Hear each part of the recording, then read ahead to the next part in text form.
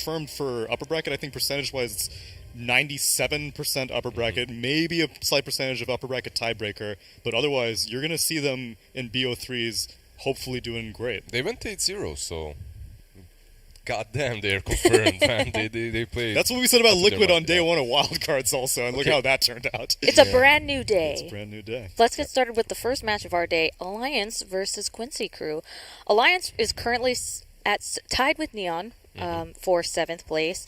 Europe is frequently considered to be the best region of Dota, am I right? I like how you say that with a little bit of skepticism in your voice. You're like, are they the best? I'm asking the experts. They I'm are. the host. You're the expert. Let's go. I don't know. He's NA. I but take international results very strongly. Yeah. And let's talk about the Alliance first, with S4 being the main man yesterday in their only win with that Darkseer and Nyx. That's what I want to see more of them do. Limp, he was fine throughout the day, but not really his rank 1 mid lane performance. And Nico Baby in the end didn't really get to play all of his heroes, played a bit of Weaver. In the end did win that one game with the Slark, which was pretty decent. Yeah. It's out of the meta, and it did catch them off guard, Vichy Gaming that is. that's what I'm saying. Like, you're saying the Darkseer and the Nyx from S4 is what you want to see, and then Slark with Nico Baby. But I want to see them play what everyone else is playing, because I think that if they just go for these exotic picks, there's a reason why those heroes are not particularly meta. You may be able to trick someone once. I agree with you. I'm just saying this is something that works for them. Yeah. And that I want to see these team fight compositions coming from them. These 1-2 combos that they can have. Let's say Phoenix Mars, let's say Darkseer Nyx. These kind of things. When they're separated and left to do their own stuff on the map, like S4 constantly split pushing, perhaps with the Beastmaster, it doesn't look as great. And especially versus China. We'll see, it's a little bit different versus NA, but versus China, you can't play like that. But what about versus North America with Quincy Crew? North America, frequently regarded as potentially not the best region in the world for Dota, but they're doing really well. They had 2-0 yesterday. And they unfortunately did lose 0-2 to Thunder Predator, but they did tie with Vichy Gaming and Team Liquid yesterday. How do you feel about that? They're putting up a fight. Everybody lost to Thunder Predator. It's all about the Western Hemisphere as a whole, you know? Top, bottom, it doesn't matter. Oh We're my all in God. the same Miss soup me with together. this, please. Historically, very well-united regions. It's finally time for South America to teach North America a thing or two. That's why Lelis is carrying Quincy Crew. Okay. It's all about that offlane. It's all about that Brazilian. And I think Paulson also has been exceeding expectations for me as a stand-in. MSS was a cornerstone of Quincy Crew, as many people would have said, but I think Paulson has not seamlessly transitioned into it, but he's taking up the mantle pretty worthily. So, are you saying Paulson is an honorary North American or something similar? You can look at Evil Geniuses. We are more than willing to adopt. Come to the Ellis Island of North American Dota. We will welcome you with That's open the American arms. dream. That's the American dream. Right? That's White it. picket fence, top 8 major finish. All right, well, we had yesterday, Quincy Crew had a 64-minute back-and-forth game with Team Liquid, and they did end up losing it. There were a couple of times where they could have backed, but they didn't, and then they ended up losing they lost a couple of heroes, and then that was ended the up Mega Creeps, right? Yeah, that was the Mega Creeps game. What do you think that they could do to really turn it around for this series? I'm just interested in seeing them play overall. I didn't really catch too many games yesterday. I did see the drafts for most of them in the prep, but versus Liquid, it goes way back. It's not the first time that Quincy Crew and Liquid go 64 minutes, and in that series, when Liquid goes 64 plus minutes, it's usually Liquid's fault. It's not the other teams. That's really how it is, because this team historically needed to work a lot to get to know how to end games fast. However, Quincy Crew, looking forward to watching some NA Dotes. NA SA Dotes. That's right. I just love how everyone on Twitter right now is like,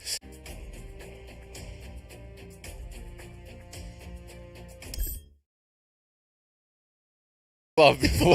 Now when Thunder Predator is zoning. What are you talking about? Just look at a PPD in a lobby. It's always been love. We've always been united. 100%. What do you mean? We love Thunder Predator, but let's take it back to a comparison between the two teams that are currently playing. Let's take a look at the position ones. Yawar versus Nico Baby. So my biggest criticism, like I said, is Nico Baby's hero pool feels outdated. I don't think that they've adapted to how the past 3 days have turned out, which, yeah, it's a tall ask. Yeah, you gotta throw everything out the window and look at what other teams are doing from other regions in the span of 72 hours, but that's major Dota, baby. That's international Dota. And if you want to compare these two players, one likes to hit heroes, one likes to hit creeps, really. That's how it is. Yavar is more of a, just let me chill a little bit, let me... PvE? Let me just PvE in that triangle. And Nico Baby is, I'm a Slark, I'm gonna join with power threads minute 8 and fight. That's who he is. And the problem that I see with Alliance as well is perhaps not that he has a limited hero pool, but that they're banning his heroes as well. Seemingly teams have prepared more for Alliance than Alliance has for some different teams. What are some heroes that they've banned out over the past couple of games for Alliance? You could see PA banned out very often as well versus them. Like, this is a staple. You can see the normal ones that are in the meta. The Jugs, Raid Kings usually go out. Raid Kings not as much, but I've seen a couple of Jugs. Yeah, I think it's just more that teams don't need to focus on banning out the other members of Alliance. Yep. Limp is generally, I think he's graduated past his inconsistency in the DPC. Pre-DPC, towards the end of 2020, I still had some question marks about Limp. He has shaped very well throughout the European DPC, hence their top 2 finish, and also hence why teams have a lot of eyeballs on him. Like you said, it feels like teams have prepared more for Alliance than Alliance has prepared for other teams. That's what you get for doing so well in the European DPC. Yep. And Quincy Crew, they ban out the IO and the Darkseer. Very interesting that they ban out the Wisp. Yeah, I think that's very interesting because Alliance picked, out of all of their games yesterday, they picked Wisp twice, but they played it as support with Weaver, and they ended up losing both of those games yesterday. This Wisp plus Weaver combination, in playoffs, let's say, Secret picks it, they're going to stomp everyone with it. That's how I feel. And it's a little bit different. I'm not saying that Alliance is a much weaker team, but the circumstances in those games were also not favored for them, as the enemy team also had their super comfort zone. My question is, though, why would you ever opt to put the IOs?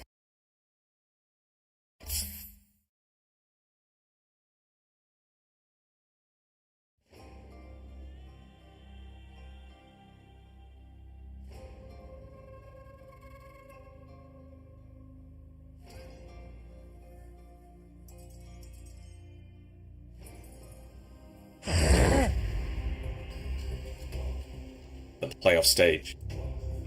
Yeah, you really do need that upper bracket. I mean, we've seen teams have incredible runs through the lower bracket, but you don't want to do that off the back of just of one series is just a potential elimination. Like the mental toll that it can put on you, knowing that constantly. You know, I guess some people need that toll. They need that to be able to play well. Other people, it can kind of hinder them. It's kind of like.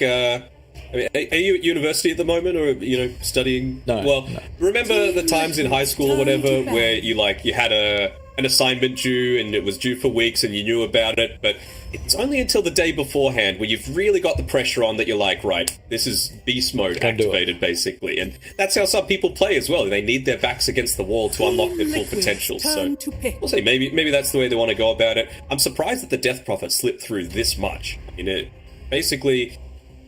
it feels like the Keeper of the Light and the Earth Spirit, they're very liquid specific, but they're not like the heroes of the tournament, if that makes sense. The heroes of the tournament are definitely IO, DP, Puck, Phoenix.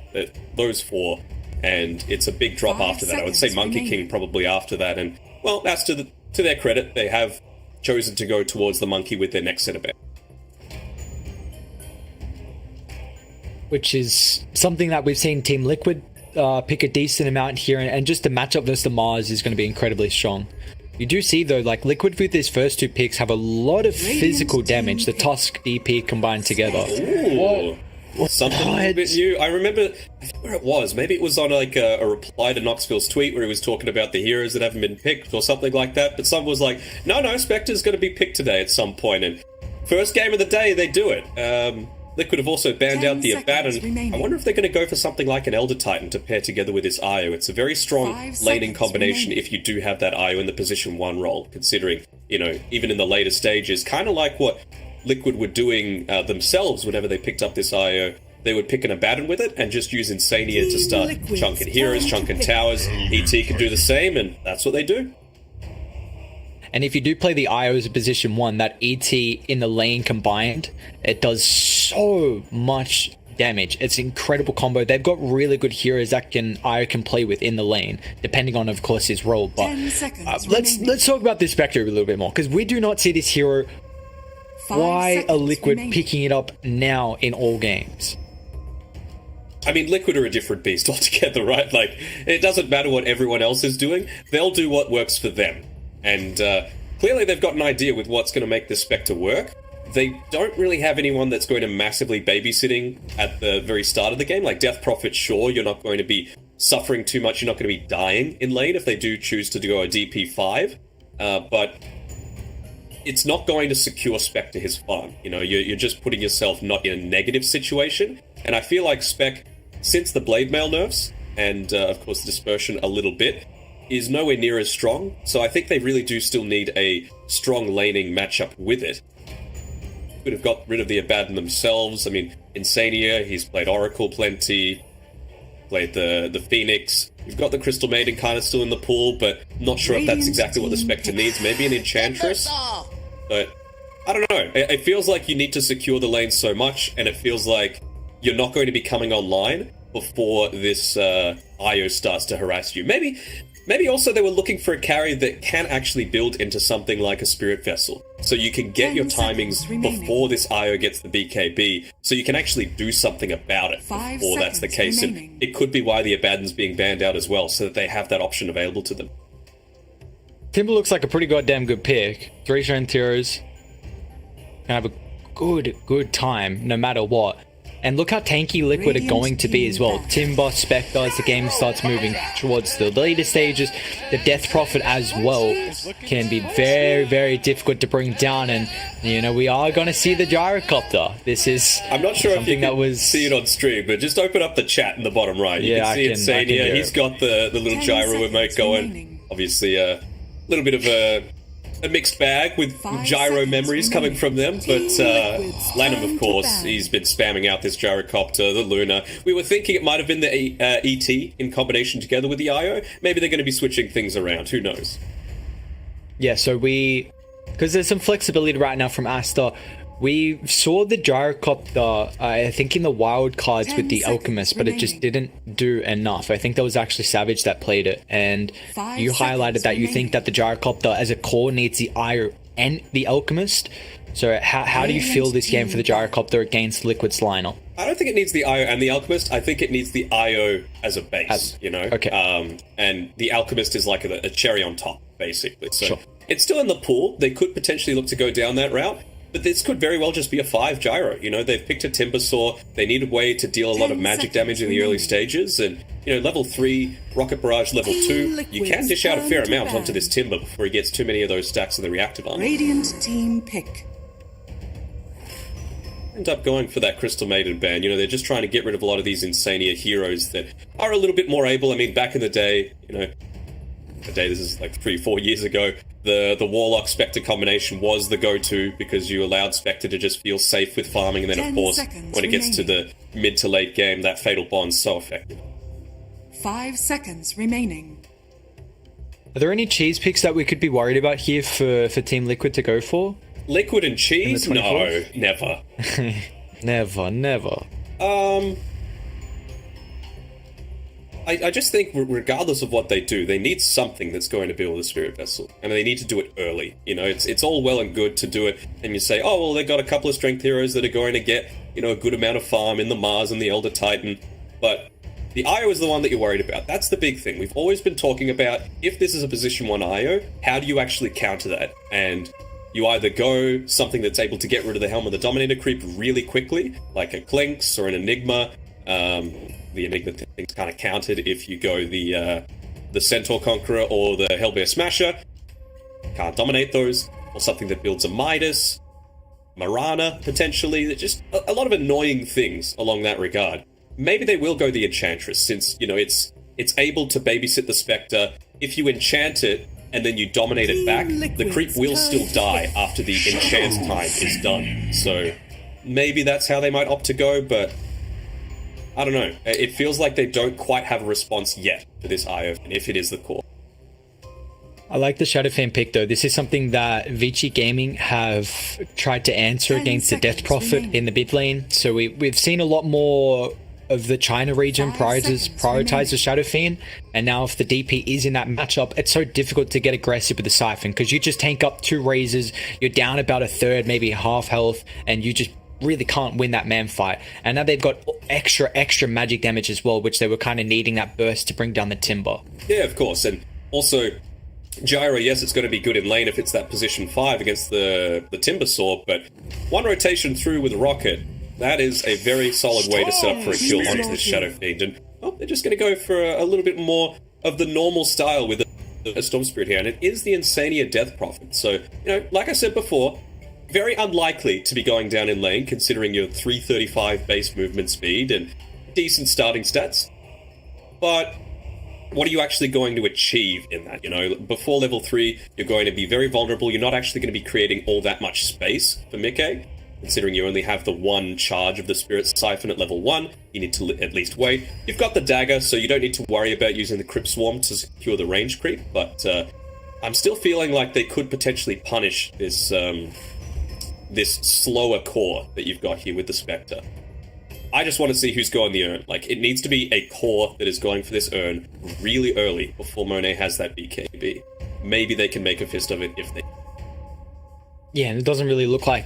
I guess Tiger can on the Tusk, but that's on if the Tusk actually has a good start to this game. Are you worried about the Shadow Fiend factor of that ganking potential? We saw Miracle back in the wild card where we was versing T1 and they just absolutely ran over the Shadow Fiend here, killed him, I think 6 deaths, 10 minutes in. Do Team Liquid have a potential to make these rotations early and get a couple kills on the Shadow Fiend? I guess, but it's not to the same extent that they had with that lineup, right? Because they had a Puck who's just able to jaunt, dodge out so much damage, and before level 6 you can't really do that on the Storm Spirit, and your mana pool is much more restricted really early on before you've got the items. Puck, not so much, all you really need is a little bit of regen coming through from the bottle, a couple of Null Talismans, you're able to dish out so much, and of course dodge those tower hits just... Well, how are we feeling? This is a big series for either team. They're both tied in second place. I mean, there is 5 teams in second place with 4 I'm going to say LGD's the true second place because they've got 2 less losses than everyone else. So they're, at the moment, placed pretty well to be able to go towards that upper bracket, touch wood. But, I don't know, this is... I've mentioned it before, this is one of those critical... I'm going to call it a 4-point game, because... Not only are you going for 2 points for yourself, you're looking to deny 2 points away from one of your biggest competitors and make sure that they're not going to be contesting you as that fight for the upper bracket does continue. I mean, it looks like at the moment, with how Team Liquid have drafted, they've got really strong ways to be able to jump the back here, the Storm Spirit, the Haunt from Mickey, always been... throughout Dota, one of the best ways to deal with the IO, but this is an IO core. And IO position 1 can get super beefy here, especially if Monet can have that time. So, we'll see if Liquid are going to be able to have the early magic damage coming through to really put pressure on Team Aster. But how are we feeling this game 1? Is there a draft we're favoring here? I'm favoring Aster. You can't go past this position 1. I don't think it's lost yet, so hard to beat that. Very true. Hard to beat that. And we haven't seen too much of the Spectre as well. So this is going to be incredibly interesting. Maybe this is Team Liquid, their answer to the IO. Do you think at least... Can it answer a core IO? Because a support, I like the matchup, but as a core, is it anything different? Not really, to be perfectly honest. Maybe if we're able to isolate him a little bit, but you've always got that relocate, you've always got the maneuverability. That is taking a fair chunk of damage here, and Sania really using the full potential of that Death Prophet's high base damage. And well, this Mars is going to get his tankers. Wow. Killed. That's a great start from Insania. I lose his own choreo. No, too close to tower. So right now, Lenham is just looking to use that homing missile off cooldown, especially around when the range creeps are starting to be contested, to make sure that Boxy's not going to get the free last hits on them. Look to deny a little bit of experience away, and you do want that XP lead when you've got this gyro. I think level 3 is really when they're going to be trying to start making something happen against. And how does Tiger want to play the lane here? Is he going to stay with Boxy for a little while and get him his levels and then start making some rotations across the map like we see Tiger do so often? Yeah, it's pretty standard, right? Like, Box likes to play these types of heroes. We talk about the harass coming in onto him. It's level 2 on the Timbersaw, but still just the level 1 on Lanham. Be able to get the kills, but yeah, so many times we've seen it with Tiger playing. Oh, they're actually getting a kill here. This is Insania is just bodying Mad right now. The Elder Titan is such a strong laning stage hero to contest, but DP with that Siphon's just draining him dry. He might have nearly got the solo experience for that one as well. But he's hitting up onto that level 2, taking away very little of Mickey's lane experience as well. So he got a little bit of a lead over on Mad. And Insania's doing a really good job to drag Mad away from pressuring Mickey. So it's just 2 1v1s at the moment up top, and this is giving Mickey a pretty good start to the game with 12 last hits. But I want to take a look at mid as well. We see White Albin on the Shadow Fiend, sitting pretty comfortable, neck and neck with Koi for last hits. How do we feel this matchup's going to fare between the two?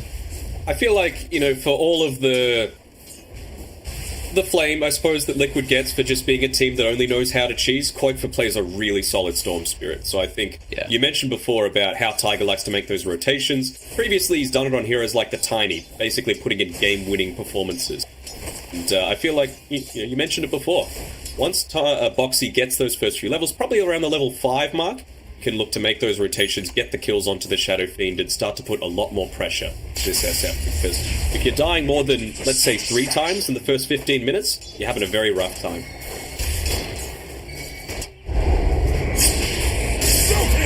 Daniel taking a decent amount of damage right now. Mad was able to get a little bit of extra help with that Astral. You do see when the Echo Stomp sets up for a Spear God's Rebuke, and once they're able to have 2 heroes getting on top, we'll definitely have the damage up over mid lane. There's that rotation. There's the rotation. Koifa not even needing anywhere near that level 6, just 1 extra help of the hero from the Tusk. It does leave Boxy now solo, so we see Boxy's getting put under a little bit of pressure, and he's actually going to end up dying here. Lenham also hitting that Rocket Barrage level 2, which is that level you highlighted, a big factor of the Gyrocopter in the lane. Radiant structures. It's one of those things that you don't mind that much. If it was a situation where, for whatever reason, the Shadow Fiend was able to get away, would have been absolutely disastrous. But invisibility. You get the kill onto the SF, you slow him down, he gets his souls removed somewhat. Koifa here, oh, nice little shard block, but Mad's back in. Denied. See, Koifa got the refill on the invis as well. He had some extra help to play with for the refill on the bottle there. Similar to what happened on bot as well. As soon as you see that Elder Titan sitting in the mid lane, pure harass coming out here onto XSS. He's run out of regen, even though he's got his initial one. The second amount that he had on the courier, that was ferried out, all used up as well. Insania, he's in a really good spot right now. And with White Album, when he's looking to go for these kills, that level 6, level 7, and when he gets a few of these key item timings, you do need to guarantee that you're getting off these combos, because every single item, you want to get at least 2 kills from. Koifa taking a lot of damage, so is the Shadow Fiend. Koifa needs to stay right on top of White Album so he doesn't get the long raise, but he's still got the short one available. Storm will fall, they trade the position 2s here. Good attempt there by Tiger, though, to get the snowball to dodge out that long-distance raise. They're still going to be able to clean up. Again, a trade for a trade against the Shadow Fiend, it's all about momentum. And if you're able to take that away from him, take attention away from the Spectre as well, it's a win in the Liquid.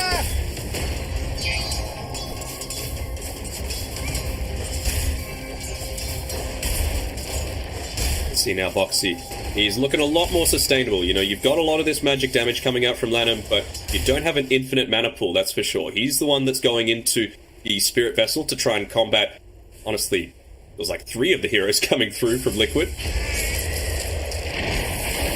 Mid lane again. Shot's going to be off the mark. Nice silence from Insania. Stops the Echo Stomp. Looks like they weren't ready for an early level. I mean, Insania is already level 4. Mad's still got a lot of damage to be able to play with, but Quafer gets some distance back on the high ground, and Team Liquid, the Roman duo in the support right now, making a lot of plays on the map. That's 3 deaths now on the Shadow Fiend, and look at all the space they're getting across. It means that Mickey is able to freely solo versus XXS, and now Quafer with a haste enables another move up top. XXS will get punished here. This is just clinical play from Liquid. You drag all the attention mid. Mickey, he can 1v1 versus the Mars, and then you just put so much emphasis on shutting down White Album. I suppose, but the thing I'm a little surprised about, considering how experienced he is in the pro scene, is that we've yet to see any rotations come through from Lanham. I feel like they've gone past their window where they could actually pressure box him. Now he's level 5. He's just going to position himself to tank up all of these creep waves, make sure he's got that regen going on himself, and then be too concerned about anything. I mean, they're trying to make a go on him right now, but you've got these TP rotations. Evading. Here they come. Even Mickey with the Haunt as well, wanting to join the fight down bot. Monate's in trouble. Not going to be able to tank through this. The Whirling Death in the shards. Tiger. Lenham's pretty speedy right now. But at least he'll be able to get away. But that is another big core kill here for Team Liquid. And they get Spectre out of top, joining this bottom side if he wants to be. He's actually just going to go back top and continue that 1v1. Why not? You know, he's having a good time sitting at the top of the net worth along with Koikfa. And, you know, I mentioned all of these different IO counters when it's played in this position 1 role, right? You can go the heroes that immediately get rid of the Helm of the Dom creep, you can go the Spirit Vessel if you get it on a core, or you can just aim to kill him super early on before he's got these key items that he needs to snowball. And that... Bit worried about that TP, because they knew that the rest of Dire heroes had to TP down for that pick-off on the IO. And with Storm showing, so with the Spectre showing top, they knew there was no way he could get away and no reinforcements that could come through. So a real good rotation from Aster. White Album, mid, gonna try and charge up the ultimate, but Tiger's got a way to cancel it. 4 deaths on your Shadow Fiend, 8 minutes into the game. Liquid have his number. Yeah, I'm a little surprised Lanham has not made more rotations to be able to protect this Shadow Fiend. He's all about building the momentum for you. He's going to sit underneath this tower, so at least guarantee that he's going to get that level 6, but I suppose it's going to be pretty effective against something like a Spectre, a Storm Spirit super early on. See, he uses the Timber Chain. He's got double brace of 1 and a lot of stats. So Boxy, he does not care about the damage at all. They chase down Lanham. Boxy level 7 now. And you see what he's got coming out. Soul Ring, Cloak. He's going full tankiness. It's going to be so hard for Aster to have the damage right now. Boxy, he's just not a care in the world. He's got the boys joining in onto him. XXS, he's going to find himself in no man's land. Still 5 seconds until that ultimate's available. It's going to be a nice Earth Splitter. Rotations are coming through, but the Snowball Dodge from Tiger at least gets rid of the damage that the Tusk would have taken. White Album's finally going to join them at the moment. Mad's taking a lot of work. They're finally able to bring Kim down, though. And that's level 6 on the Death Prophet, so only 30 mana away, and then he's going to be able to use that Exorcism to put a lot more pressure onto this tower. Don't even know if he needs to do it, right? You just saw that Lanham TP'd down to this bottom side. Same sort of thing with the Mars, he's still got a 10-second cooldown, Elder Titan 20, so you don't even need to use it, just use the Timber Saw as the tanky beast that he is, and then rotate through, put some more pressure onto this mid lane, not like White Album hasn't felt it already. Yeah, and we could really see Liquid make a smoke move around mid, where they get a kill into an Exorcism into tower. Man, Tiger has easily been the MVP of this game so far, though. 9 out of the 11 kills he's been a part of, constantly making sure to hold his snowball, to save the Storm Spirit from an extra raise once he's got a few of those stacks up. He's interrupting with the snowball, the Requiem of Souls, to make sure there's no real turnaround potential. It's a really solid gameplay. Now, I guess the silver lining is, even though Liquid have 11 kills to their name, you know, the IRO is still top of the net worth. Monet is farming incredibly well across the map.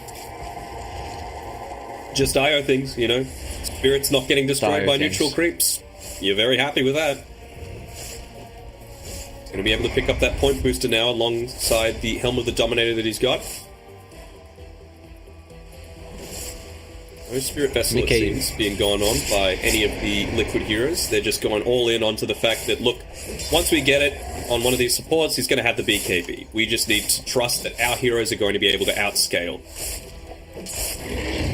See, Mickey's even going back for that Blade Mail build that we saw so often when the Spectre was getting picked.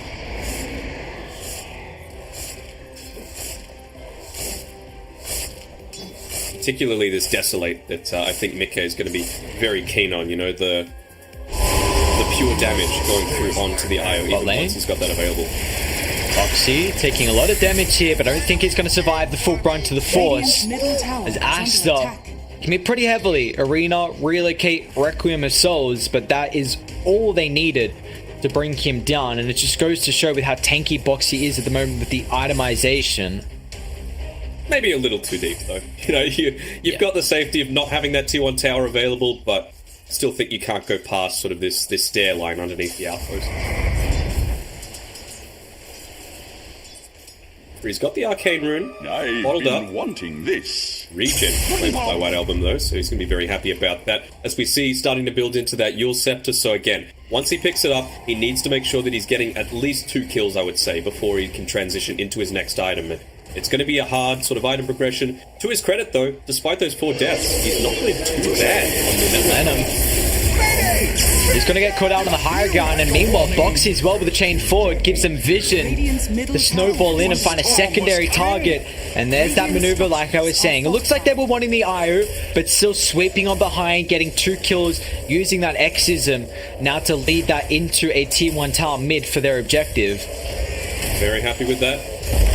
Exism, multiple uses, secured 3 kills. They made sure to burst down that gyrocopter. All you need is 1 second to be able to get off that cooldown homing missile. I don't want to say it's a completely different fight, but you're at least not able to freely hit the tower if you've got all that damage onto these 4 heroes. Good. 1 more item claimed for this IO. He's got the Ogre Axe available, coming out to him now. Chipped Vest, probably one of the better items that you could hope for as well, with all that regen coming through to him.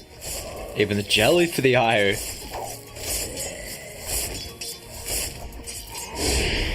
Mickey, he's got his Blade Mail, so maybe just waiting for that level 12, considering the nerf that they did to the Haunt cooldown. Not so recently, but still, there was an absolute plague of Spectres haunting Dota for quite a while, and oh yeah, he's feeling confident to be able to take this fight, but see what the rest of the team have. I mean, I feel like Exorcism, it's still a minute away, might not want to wait that long. I think just quite for refilling his bottle, going back, zipping in, joining the rest of his team, and then put some more pressure onto this mid lane. If Liquid are able to dodge the smoke gank, which it looks like they are, Tiger's going to have Blink up incredibly fast here for this task, and this is going to be a massive factor because you need a way to disrupt the Yule's setup that the Mars has now, because they will be able to chain lock down the Storm, and I think they've got the magic damage to bring him down through at least, you know, the Spear and Missile or Spear Echo Storm. So having that snowball is going to be a big factor through the mid game. It could just further enable Koifa to have an incredible Storm Spirit game. And top lane, they found, there's the combo. Boxy's got 2 reactive armor stacks to play with, along with backup coming in. But once again, you see how deep he is in Liquid. They don't answer a response. Yeah, that Requiem, not necessarily needed for the damage potential to be able to take him down, but if that wasn't Pops, Tiger would have been able to roll in and save him from that little bit of burst extra damage coming through.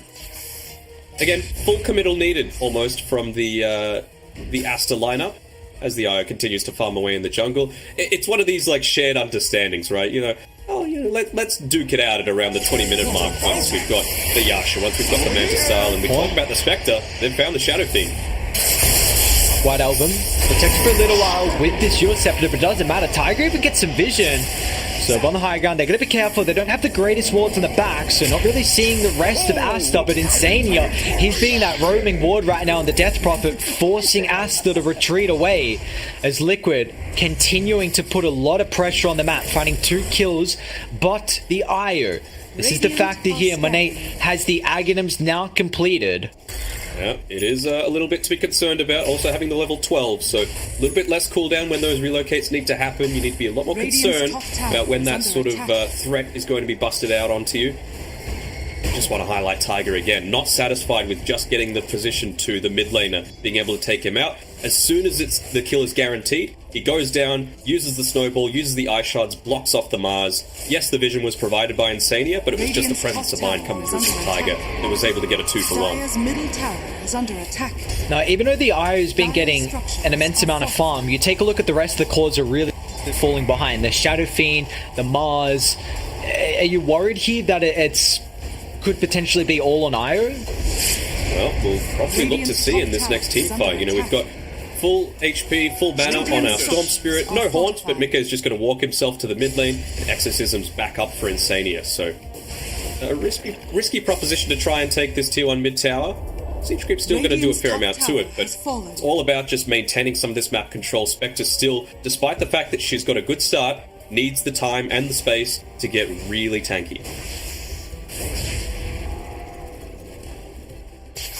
Closer and closer to that Spirit Vessel though on Lanham. Halfway there.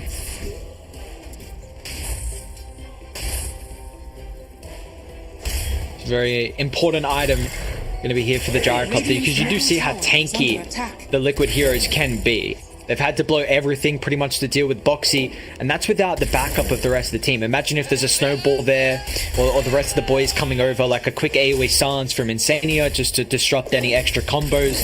So it can definitely get risky here with how heavy Aster commit. Tiger, he's just waiting behind Quakefu. He's been jumped. I want to say he's been jumped too many times, but it's only for one kill really on Quakefu. He's sitting at 8-1-4, having a very solid start to this game. Don't think they're in a position to go for a kill yet onto XXS, considering they don't have vision of the Radiant jungle, or a Lucky Spear could catch them out here. XXS? Whoa, that was close. Quiff had to cancel his TP, was a bit worried there. Zip away, but the Storm's going for the Bloodstone this game. We've seen a lot of Storms rush that Orchid so far through the Singapore Major. What do you think the real reasoning is for Koifa just going for this Bloodstone? I think it's just because of the really solid start that he's had. You know, he's got the luxury to be able to do it. He's thinking, well, Shadowfeed's not going to really be able to put too much pressure onto me. I don't need the Orchid to keep him on the back foot. The counter to that, though, is that you've got this Io who, instead of going for the more standard items with the Kyra and Sand, she's going for an Orchid. So they're looking to try and take out this Storm Spirit at the start of every single team fight. They will have a bit of a window here considering how cheap the Orchid is. Only 3,475 gold, and by the time Koifa gets Bloodstone and BKB next item, definitely going to be at least 2 minutes where they can put a lot of emphasis on this Storm Spirit and get a couple kills there potentially. Dire are scanning. Key item's going to come online. We can see enemy's already purchased the Spirit Vessel, only needing the Vitality booster still. Happened, but again, you've got the Haunt off cooldown. Having it at level 2 before it was used last time means that he's got that extra 20 seconds to play with, and with that Manta, they could make a go here. Koifa gets the jump, he's got to be careful. Haunt away, XXS dropping it right around the choke point, along with the cooldown as well. But Mika with the Blade Mail, they're going to be careful with all the uncontrollable damage. White Album, Snowball in, Tiger straight on top of the Shadow Fiend. They're going to be able to bring him down. Team Liquid, a nice shot! Look at him stuck in the crystal as well. They can't move anywhere. Locked in, brought down. Insania gets a triple, and Team Liquid, they bring the fight to Aster right by that tier 2 tower. Everyone shows up. An incredible team fight for Dire. Man, that was an insane block off at the end. Monet and XXS looked like the Ever Given stuck in the Suez Canal, just right on top of that little crystal there. Perfect positioning again from Tiger. 0-0 and 14. You cannot ask for more from a support. We are just seeing Tiger have some incredible games on this stream. We've seen that Tiny yesterday, the Tusk now.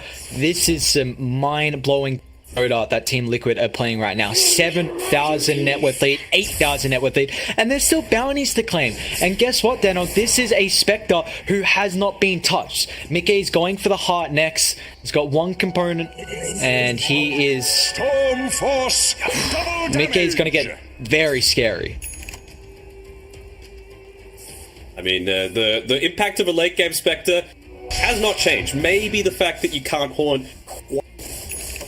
Honestly, you're still dishing out the damage, you know. And well, if Lennon keeps dying like this, then he's not going to get that Spirit Vessel. You've already got the Manta Style to be able to deal with it. So as soon as they see that online, he's going to be playing a lot more effectively around it. It's not like you've got the silencers available on Aster outside of that Orchid that is nearly completed by Monet. Definitely a lot of save potential. So I feel like it's, again, going to be on Tiger to make sure he's saving the Spectre in these team fights, preventing the early use of the Manta He's Style. always ready for a fight.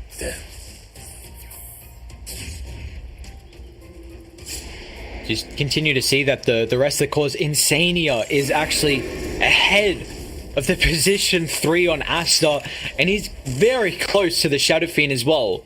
This is some crazy gameplay that Team Liquid are dishing out. He's got Hood, he's got yours, Essence Ring as well. Radiant, do you feel like they have the damage to go through Team Liquid's lineup? Because they're really beefy. I feel like they do once you've got this Orchid available. I feel like you need to take this Storm Spirit out first. Koikfus had an amazing game on the Storm Spirit, as he almost always does, already having that Bloodstone with the 14 charges. So it's just about bursting him down in a stun combination before he's able to pop that. Well, they see Mickey. Might even bait the Arcane as well. He's already got the Just Reaver, drops though. Tower So much is under tankier. attack. And he's almost about to hit level 20. So he's going to have the extra 400 health on top of that. Yes, the Vessel's going to be a bit of a counter to that, but you don't have it. You're nowhere close. You know, he's probably going to finish his heart before you get to that point. And you also take a look at the levels that Insania is tied with the Storm Spirit right now. Radiant's His top extra tower is under level attack. in the ultimate is a big factor, as he's very deep though. Insania. But the boys are just able to join him from nowhere. Haunt, Storm Zip, Tiger's got Blink, Foxy with Static, with the Timber Chain. To pick off just into Roche they go. That's all they were looking for. Exism committed. And the Desolate as well with the Manta, they can rip it apart. Oh yeah. Radiant. They're coming over though. Not fast enough. Foxy, good positioning here. They might give up Foxy for this, but he doesn't care. He's got Greaves and Hood. Can we see if they can get there fast enough? Tiger, nice snowball. But he's still going to end up falling a little bit too late. They have got the Aegis on Quiver. Tiger. Flawless so far this game. Let's see if they're going to be able to get the kill. Gives him the whip in the back. Blink Dagger in 2-1. No, cancelled by the Spirits. We'll pay the price. It's looking him, but they do get the Aegis in the hands of Koifa now.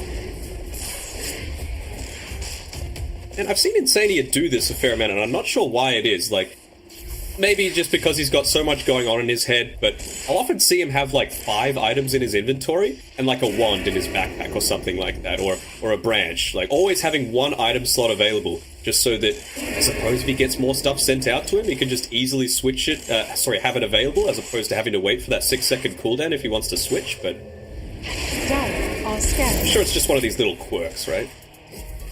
Yeah. Liquid quite the quirky team. Their yeah. drafts always a treat to watch. If you ever played Mafia with Insania, he's just trolling you the entire time. I can imagine.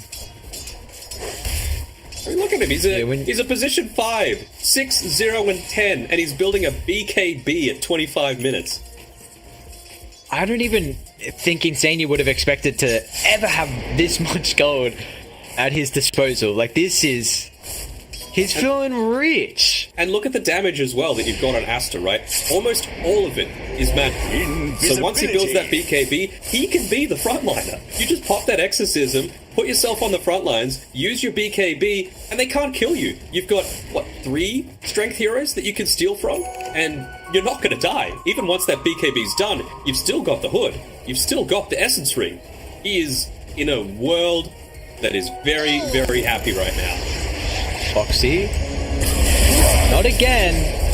The Timber a bit away from the rest of the team here. Tiger looks like he's not going to commit this time to keep the Timber alive. Again, they drop everything. Requiem, ET Splitter with the Arena. But Boxy's positioning has been... I mean, Boxy's played a game that I think he has to, with how much space he's made for the Spectre. and the Storm Spirit as well. Agreed. He's played a very sacrificial game, and you can see here, like, what's the priority for Team Liquid? HP. Just get pure HP. They don't have anything that scales that well. You know, once you've got this Shadow Fiend that, you know, he's gone the magic damage build. He's gone Fuels, Blink, BKB. I'm sure afterwards we're going to potentially, if it gets that late, see an Abyssal Blade into an Arcane Blink, but if you've got 5,000 HP, who cares? That's not going to kill you.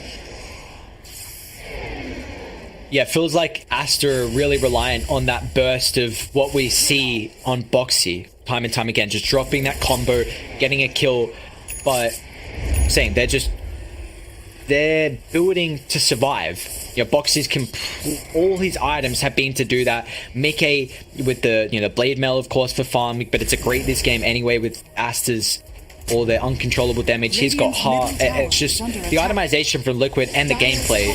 It's just been flawless. Jump in, let him. He's going to reveal himself. The quick yours gives him a little bit of space, controlling up Quaver, but he's still stuck outside the base here. Boxy goes in forward without any threat. Plus 27-minute BKB, by the way. As I say that, though, you've got double BKBs now out for the for the Shadow Fiend and the IO. I think they're just waiting the extra 5 seconds until that Requiem's available, but they're going to be able to take the Tier 2 tower in that time. Are fortified. Radiant's middle tower. Just wanting to make the most of this Aegis, perhaps. Still got a minute left on Koifa. Radiant's middle tower has fallen. Top and bottom pushed out for Radiant. So Dire are not going to be able to get any outer objectives, it looks like, unless they move pretty fast with the TP bot. Which they draw the lines here. They want to deal with the side lanes here.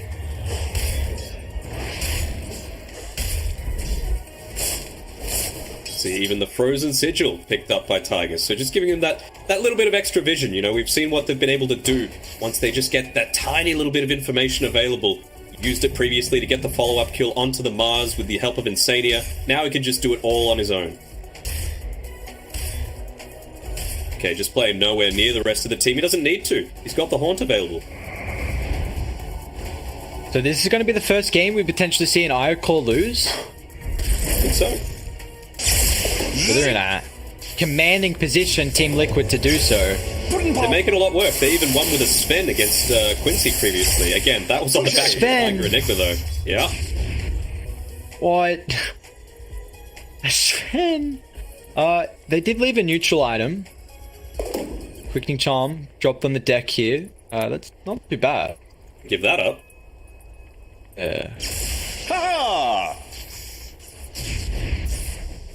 They should still see it. Radiant are never going to press over to that side of the map. Whereabouts? Haste! Right near Quaver. Alright, he's back there. He was making a farming rotation all the way back to that spot. He was aware.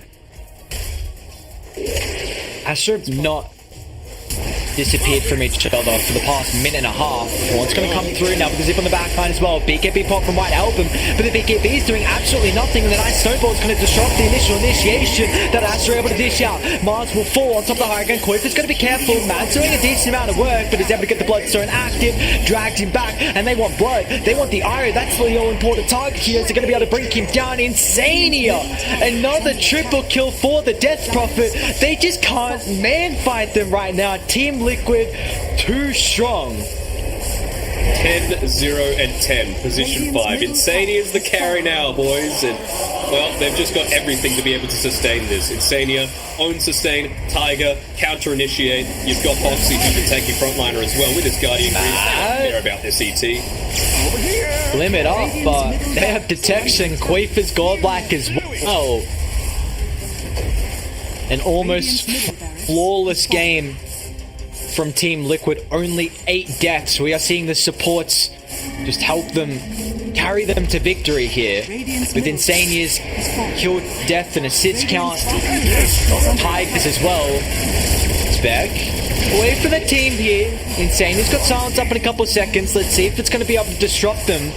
Looks like it does just enough, but wide open still with the yours. Mickey getting some health back thanks to the harp, but the Spirit Vessel's out. Now with the arena for the counter. Quaver zipping in. Finds Drycopter. Now once again the snowball. No, it's not enough. Spectre still falls. Liquid, can they punish them though? Aster still able to stand their ground in the base. They actually want to relocate forward. XXS18 hunting Boxy. They've caught out Tiger, but the TP out from Tusk. He will be okay. Maybe just overstaying your welcome a little bit. He's just farming a wave right inside their base after they've taken all the objectives and the team isn't nearby. Thank you, my beauties. Nearly at level 20 on Monet, though.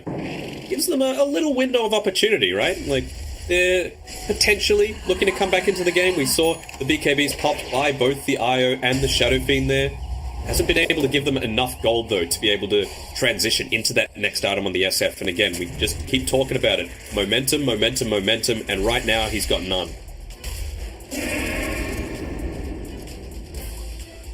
And Insania is level 18 as well. This is always a massive power spike for the Death Prophet when you get those 3 points in the ultimate. And, well, we've already seen what he can do. He's going for an Octarine. Oh, this is a +5. Have we ever seen Insania get this many items and an Octarine? This is crazy. I know in his CM he likes to be a little like, I'm going to be making the plays, guys. You know, I'm building my Blink Dagger, my BKB. I'm going to get the 5-man freezing fields off. But this is something else. You can literally solo carry a game as this +5 DP. That he is doing. Skadi completed on the Spectre. 4,300 HP.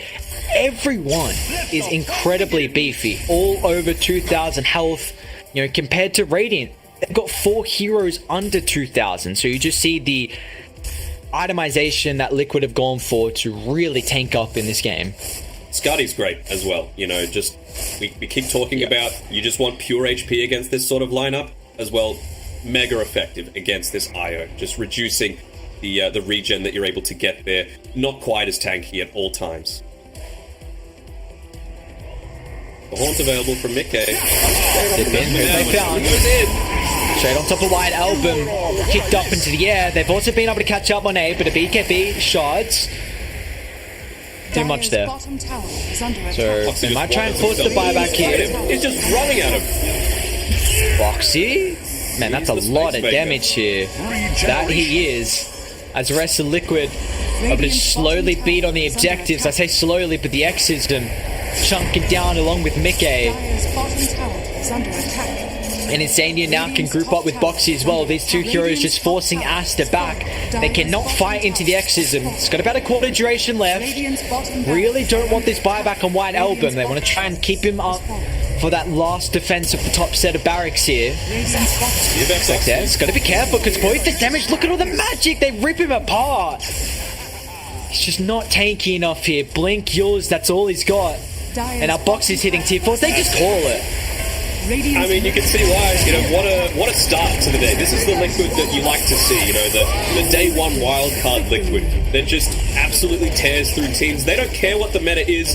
Well, maybe outside the Death Prophet, but if they think it's a good Spectre game, they're going to pick the Spectre. They'll pick the Spec. They'll pick their own cheesy style of heroes. So very hard to draft against Team Liquid.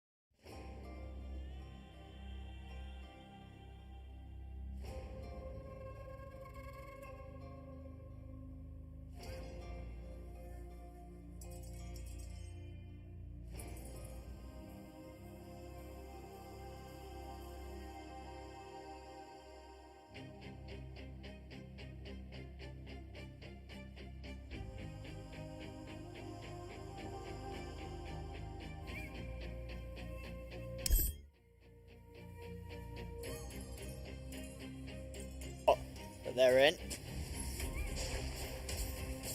It's now starting to try and lay down the defences.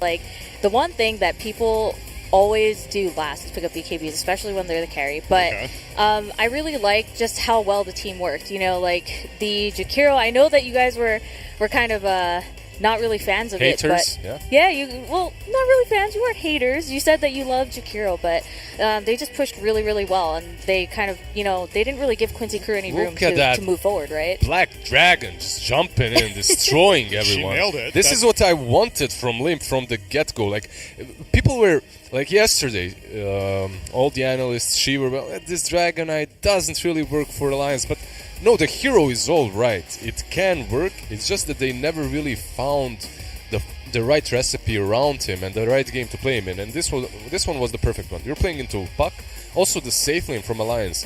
Jakiro plus Troll. I said that Veno and Tusk are extremely difficult to play against. However, Troll is still an extremely strong laner. If you go on him, you're going to have those missed chances.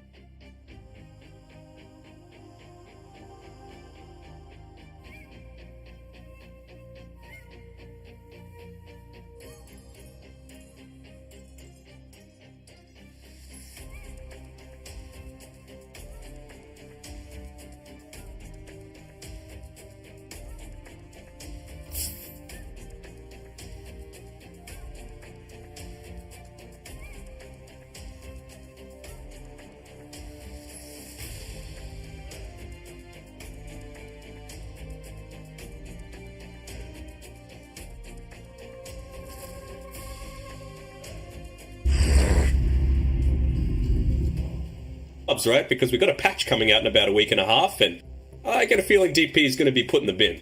Oh yeah, that's. I would be very surprised if DP does not get slightly nerfed.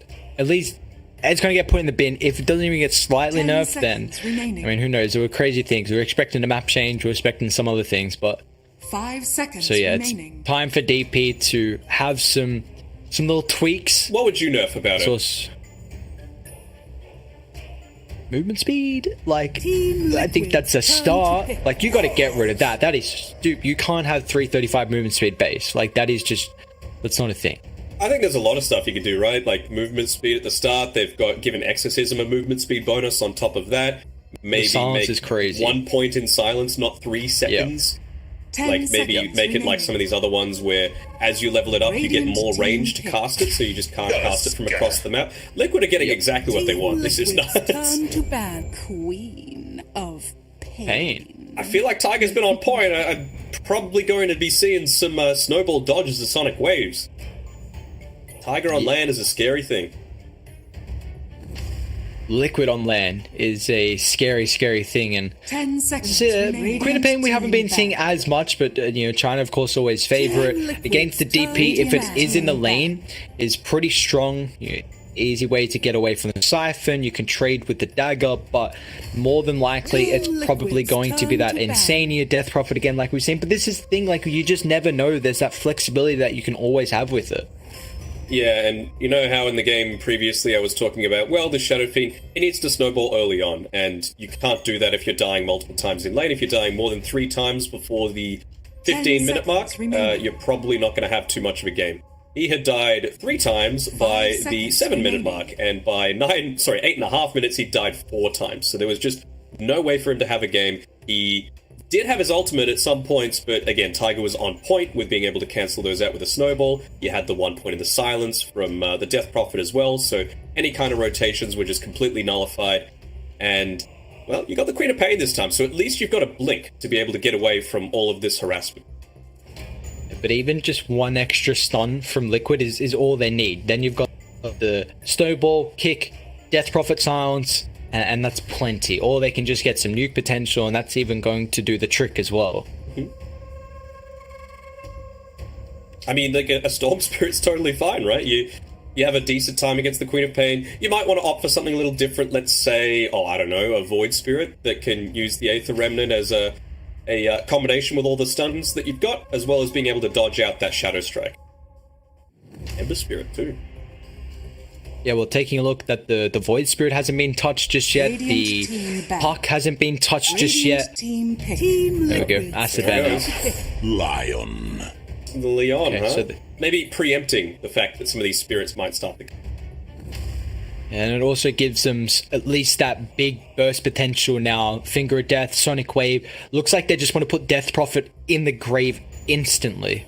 10 seconds remaining. Radiant team I can see why. It's a lot to commit for a pos 5, though. And, well, the downside of banning out that IO is that you eventually let Insania have this Keeper of the Light. So, Death Prophet, you would have to assume, is going to be either the mid or the the opposition 3 hero. I mean, it's totally fine against the Queen of Pain. 10 You can harass seconds about remaining. with the Shadow Strike as much as you want, right? But you can just siphon that straight 5 back up. seconds You're going to have to remaining. use the blink to break the siphon, but you're going to have multiple charges. You're going to have higher cooldown on the blink dagger. On the blink ability. So it's this trade, right? That if you blink back and then go back to try and last hit, then Tusk can just come in, rotate, kill you.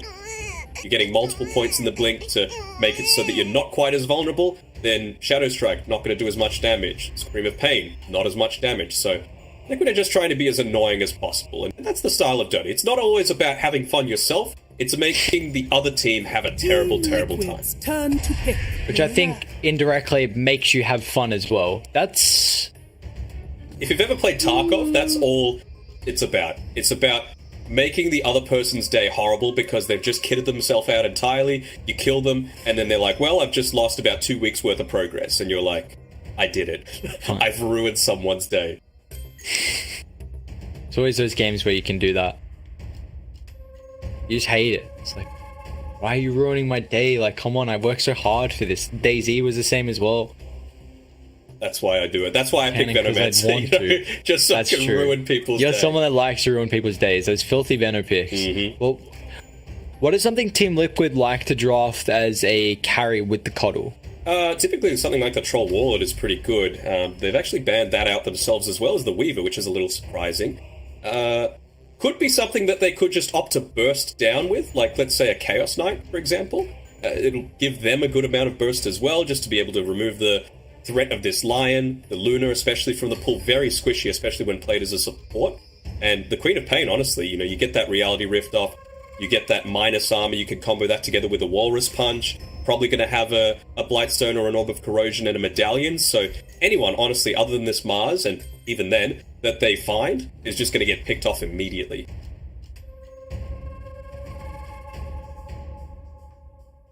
Still just up to go like the Ember Spirit, though, right? Like, DP isn't fully committed to this mid lane. Yeah, that's one of the matchups that we see with the Coddle, the Ember, the Bristle, the Troll, like you said. I think Bristle would feel too good this game, though. It's not amazing. Not horrible either, but you're always worrying about those break mechanics, and none of these heroes really want to go into something like a Silver Edge just yet. Looking to get rid of the carries that do opt to go down that path. We saw yesterday who it was. Core that built a Silver Edge, and that I was like, well, that's not really traditional, but working.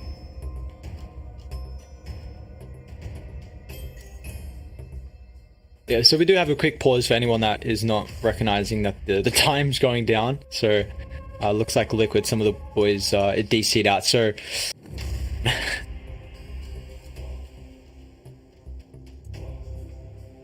start with the Bristleback. yeah, and they had it was quite the game where we saw Lelis was just a beefy man. He was doing exactly what he needed to do, but They just couldn't take objectives, unfortunately.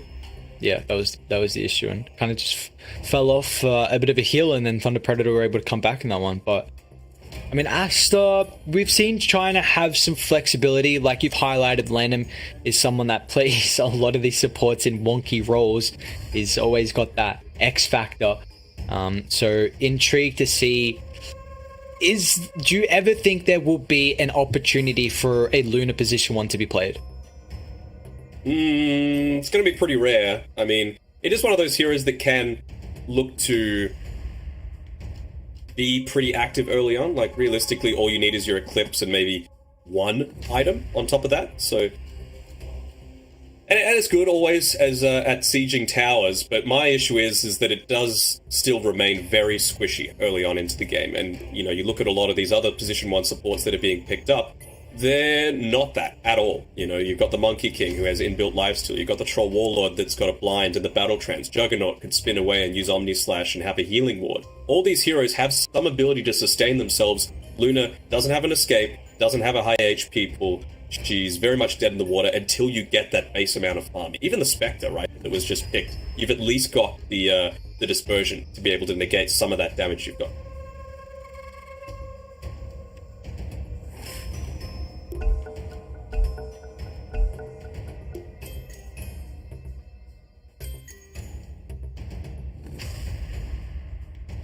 Ten seconds remaining. Team Liquid's turn to ban.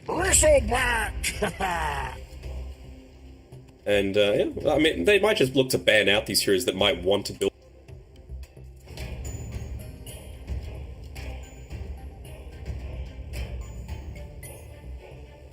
Sure, but you can just build the Eternal Shroud and then you're laughing. 5 seconds remaining. Might see a not as greedy Keeper of the Light going into a Glimmer Cape or, you know, something along those lines. You see that Eclipse popped, toss the Bristle on the front lines, give him the Glimmer Cape, have him turn his back, and you're not really too concerned.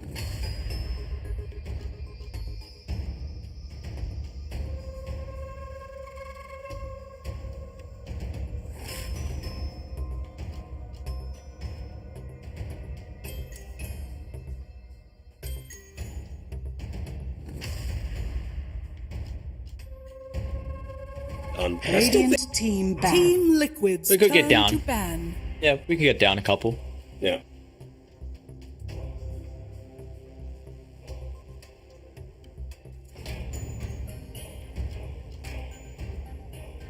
actually. But the weaknesses that I just mentioned about Luna, Arc Warden has them as well. He is very much a do-nothing carry at the very start of the game. 5 seconds remaining. Well, we're looking for the hero here for Team Liquid. Can flex between Boxy and Quafer on the Death Prophet, and Team Aster, they're looking for more than likely their position 1 here for Monet. Is there any really strong position 1s that can go up against the matchup of the Bristle?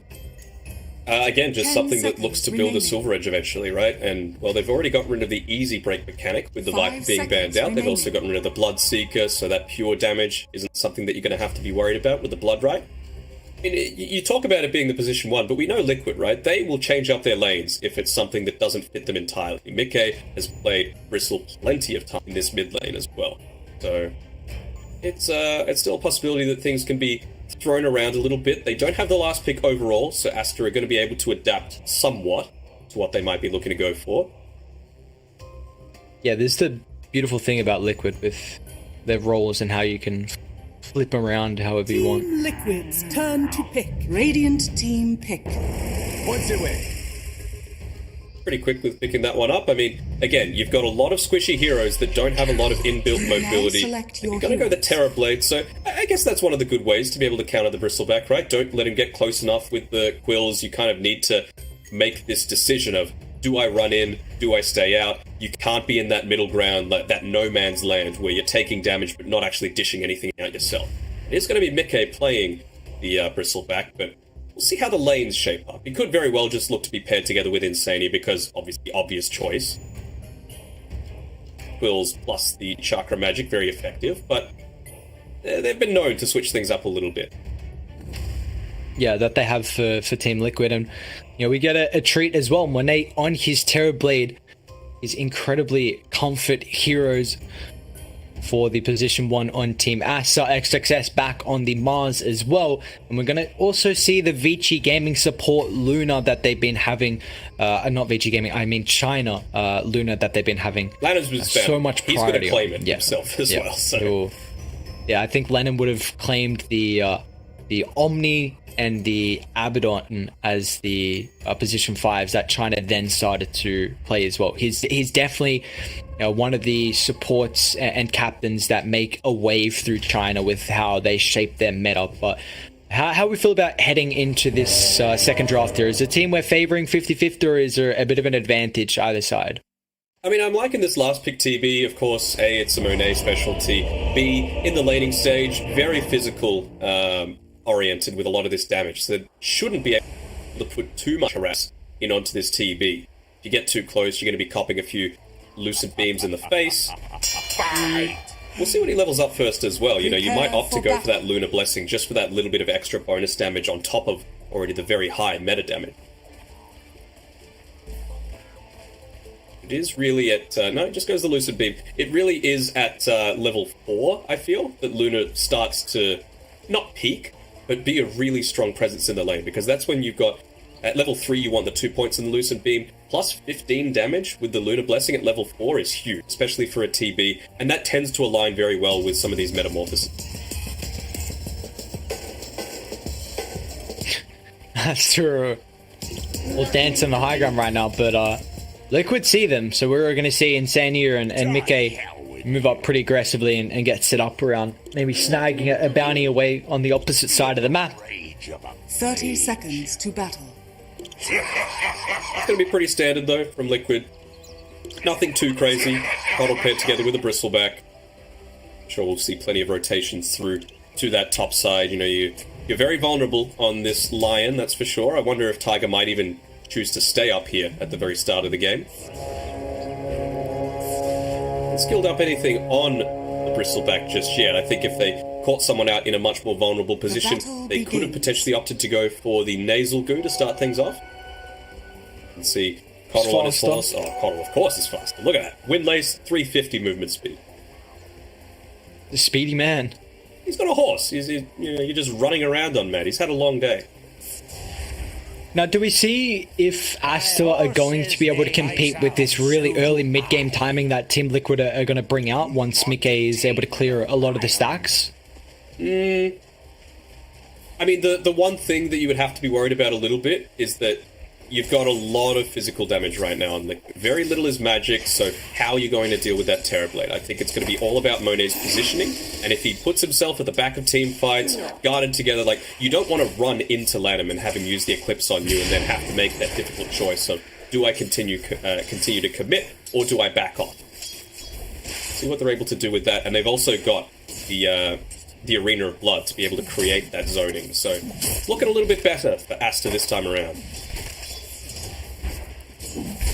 Or as well, White Album. He's got that inherent ability to be able to dodge out the Spirit Siphons, as he just did with the Blink, and put a little bit more harassing onto Quokefa, and when those rotations do inevitably come with Tiger, Blink to get away. Yeah, this is going to be a hero that won't be pressured as much from these rotations that we see constantly from Tiger. So it's always one thing when you're going to draft a hero that very much suffers from early maneuvers from the supports here, like a Shadow Fiend. But now at least Quap's going to have a bit of a better time. Boxy's going to work put on him from Lenham. This Luna 325 base movement speed as well is able to trade relatively well. You can see Tiger, he's looked to avoid it early on. They know that until they get a little bit more damage, I feel like level 3 is the only time that you could maybe start to go for a kill onto this Luna, but still going to be a difficult prospect. 6 armor to start it off. Again, very physical damage base. You need to get up in their face, and TB has meta off cooldown, then you could very well just give up the kill yourself. Tiger's got level 2 now thanks to the full pull, and we're actually going to see Quaver picking up first blood in the mid lane. Nice I stun on 2, but the Nasal Goose stacking up. And now the help of Insania, refreshing the abilities. Mad, hella dead there. Stuck you good. Tips being given out to Quokefa, of course. I mean, that's what happens when you prioritize a bit more on the Shadow Strike. You need to get up in their face. He blinks forward, actually, so he's not able to snap the Siphon, and so that Shadow Strike nullified pretty heavily.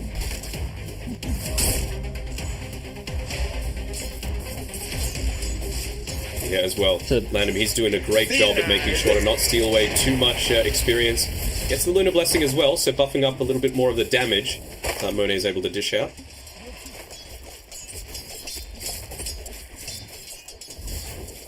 You see, with the lane where you don't have a nice stun to set up for the Terrorblade Metamorphosis, so it's mainly just going to be an ultimate where you secure a wave or two, and then after that, Boxy should be able to come back in and play the lane. Very deep here.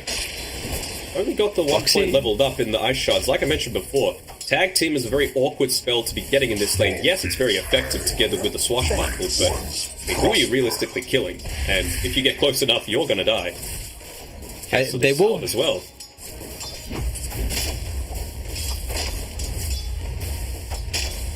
Yeah, Boxy actually opts to go for that Orb Corrosion really early. He's just picked up the boots now, so wants some movement speed to be able to play around with, but they definitely do have an opportunity, if he did go that item, to find potential kills with that Tag Team. Now's the real vulnerable time, right? You know that the Luna's going to rotate through, you've got vision, and no Metamorphosis is available, so they do. They go all in onto Monet. Will they be able to get the kill, or will the TP come in quickly enough? Deal as well. They didn't use the Swashbuckle in combination with the Tag Team, so there's not enough burst to get through that armor. Like, Monet was very smart to make sure he was standing underneath the tower for that additional 3 armor.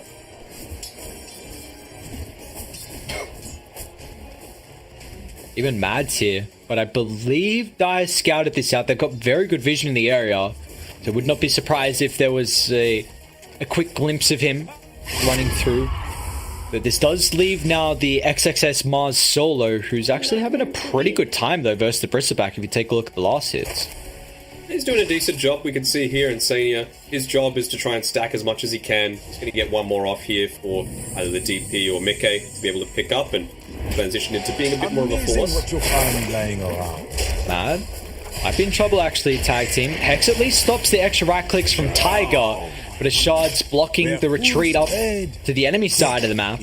And I'll let him as well. If they get a lucky proc here, still got Swashbuckle, no proc coming through. Level 3. Ornate, doesn't have Metamorphosis as well, so can't really punish Liquid for moving in aggressively, but now Tiger's still going to sweep on over. Tag team back up. One more right click secures it, but the Earth Spike combined up with the Metamorphosis here is enough. So Aster get a return kill. Mad's the one to claim it. I think you're happy with that, you know, the fact that you're getting any kills at all on this bottom side.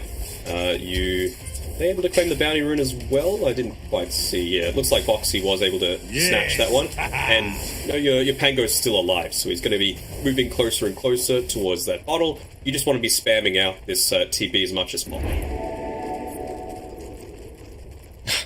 Oh, Insania. So many stacks in the jungle. Like, just time and time again, we see Liquid are a team who prioritize stacks, and it seems like teams right now haven't been able to find a way to deal with that.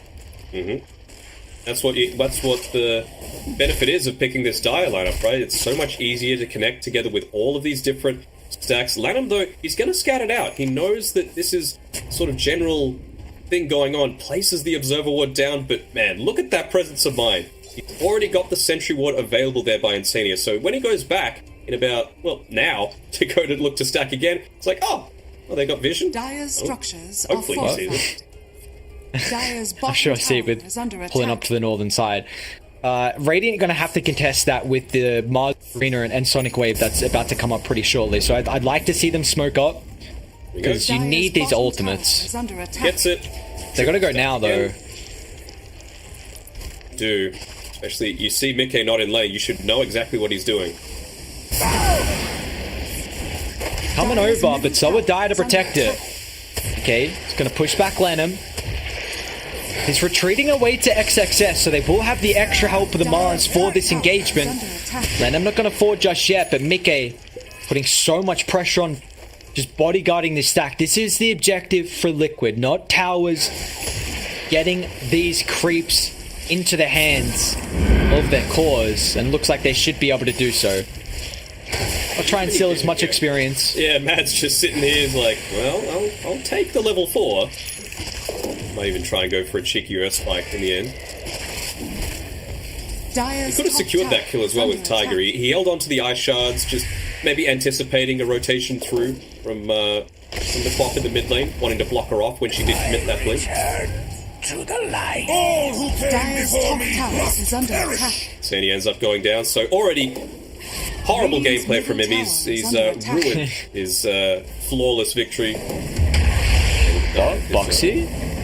He's got a cliff to play with, but Monet, nice juke down. He was taking a little bit too much damage to that tier 2 tower early on. Boxy is able to do it. Now looks like it's time for Terrorblade to go back in the jungle, but Monet pretty happy with the laning Sage. She's level 7, you know, 3 points in the Metamorphosis, 3 points up in the Conjure Image, so he should definitely be able to farm the jungle relatively easy. And he's even going to go top. I like that. He can use that meta to put a little bit of pressure on tower, combined with the XXS who still has the ultimate. So Radiant still have, you know, some of their abilities that they want to use to get some kills. The vision game by Insania is looking really solid now. He's been able to de-ward a lot of these aggressive movements that they've been trying to do, and you know, you're against a Liquid lineup that has a bristleback. You know that they're going to try and get that deep awareness. As soon as they saw the TV come up towards the top side, that's notification for you to say, look, well, they're probably going to push this tower. Metamorphosis committed.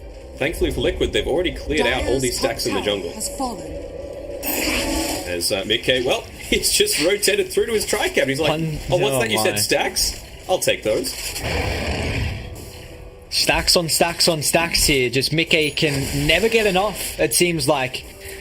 But Aster still want to bring the battle to them as they're sweeping through mid. Snowball dodges the spear. Tiger's going to move forward. White Album with a Sonic Wave. Brings down Boxy before the Rolling Thunder. And where's the control coming through from Liquid right now? There is none. They really needed that ultimate from the Pangolier. Benefit is, though, they didn't commit all that much themselves. Quokfa, he's got his ultimate back up in 30 seconds. And Pangolier, he's going to be respawning in about 5. So they're going to hang around these power runes. Hope they get a little bit lucky, as is the Liquid way they do, with the haste being bottled up by Quokfa. And, well, no Sonic Wave for the next 90 seconds. So they could very much just look to do the same sort of thing. Claim the bounty runes, go mid. How do you contest against that?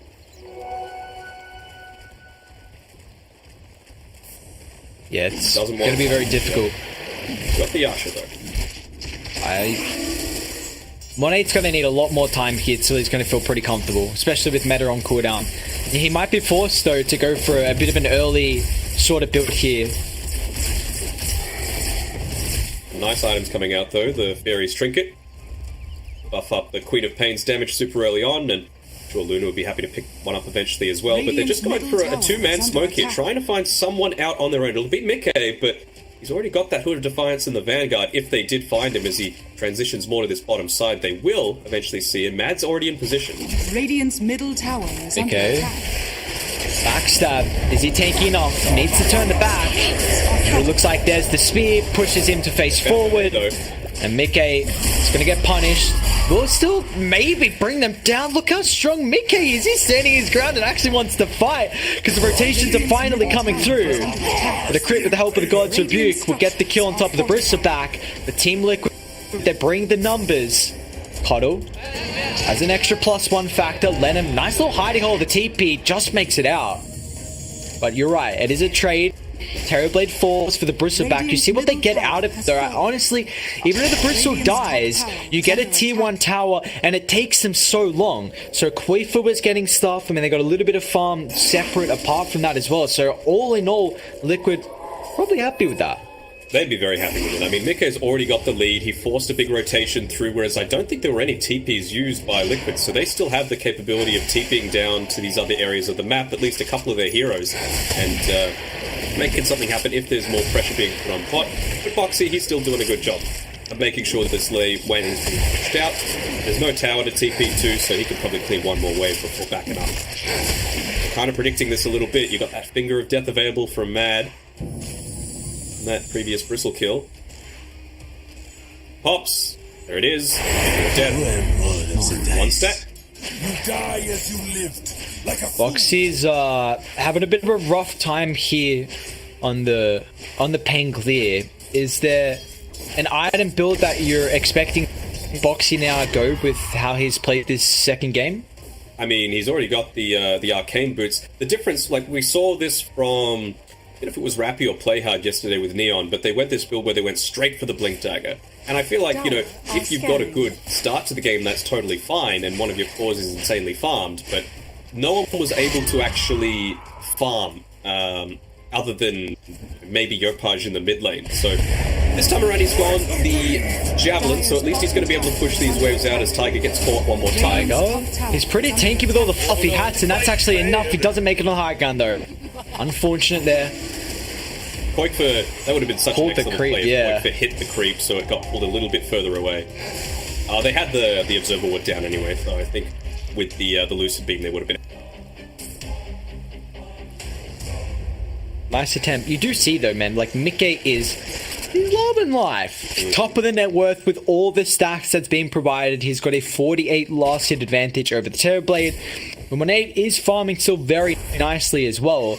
But these early objectives that Liquid have been able to find with the tier 1 bot and the tier 1 mid now is going to make it that much easier for them to... It just enables their next movement that they want to make. Yeah. And now Mickey as well, he's getting closer to that S&Y. He's going to pick that one up just so that these stuns aren't quite as devastating towards him. He wants to be getting that cool spray off on cooldown. And once he gets that, I think he'll look to transition into something like the Eternal Shroud. Not just for his own mana capabilities, but you know, the lifesteal, great little addition to the magic resist as well. Against this pretty magic-heavy lineup, at least super early on from Aster, going to be the key. Are going to get another D-Ward as well. I mean, it's only got a minute 30 left with the Radiant Observer kind of by the top bounty, but we've seen Insania has been on point so far with his D-Warding. Tiger's going to get one as well, so very impressed. They've done a very good job to limit the vision that Aster have had aggressively in the jungle of Liquids. Coming in towards this top side, you've got the Eclipse available now on Lanham, and he's level 4, so you're going to get the maximum benefit out of that. Port Luna. I'm just looking for when these big team fights do eventually happen. I feel like the way that Liquid are going to do it is that Boxy is going to use his Rolling Thunder. He'll get the initial disable onto, the majority of people in the middle of the team fight, which isn't going to be the Terrorblade, but then he's just going to bypass that. Make sure he's on the TB before he's got the BKB, and just chain lock him down while Mickey just wreaks havoc in the middle of the team fight without having to worry about the threat of this TB.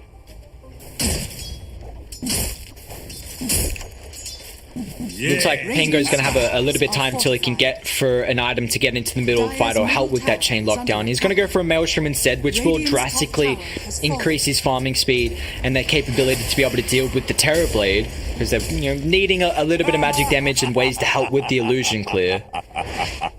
Sure.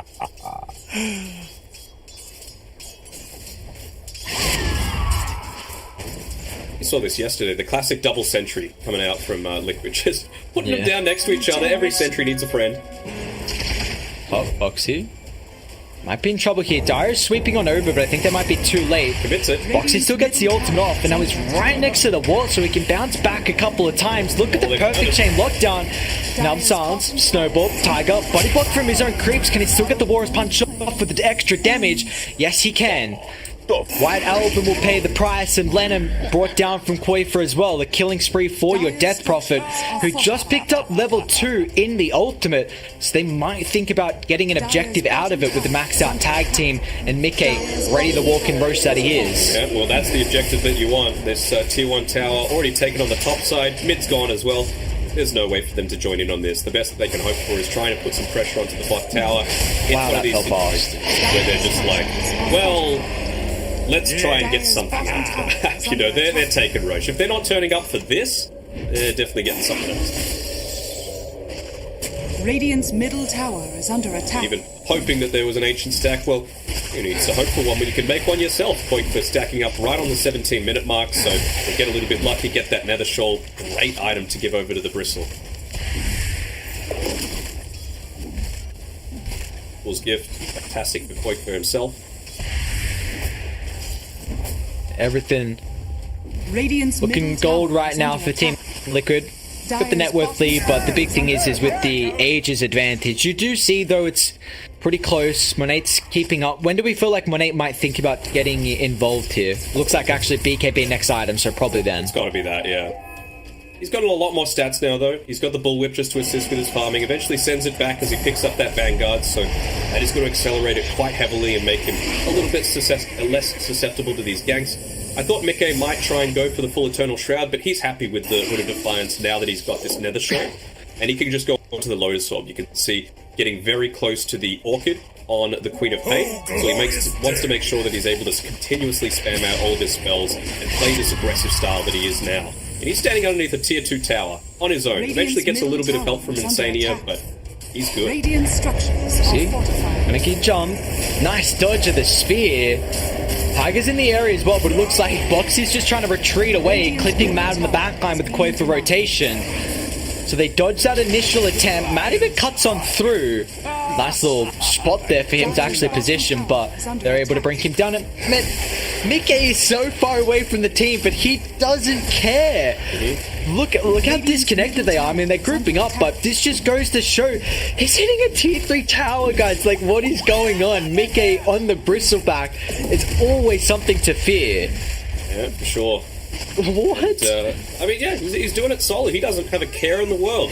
All that magic resistance, he's got the Aegis, he's got the Vanguard, he's got the SNY, so it's not like he can lock him down. They actually have a bit of a window here with Metamorphosis is on cooldown. Top and bottom shoved out, though.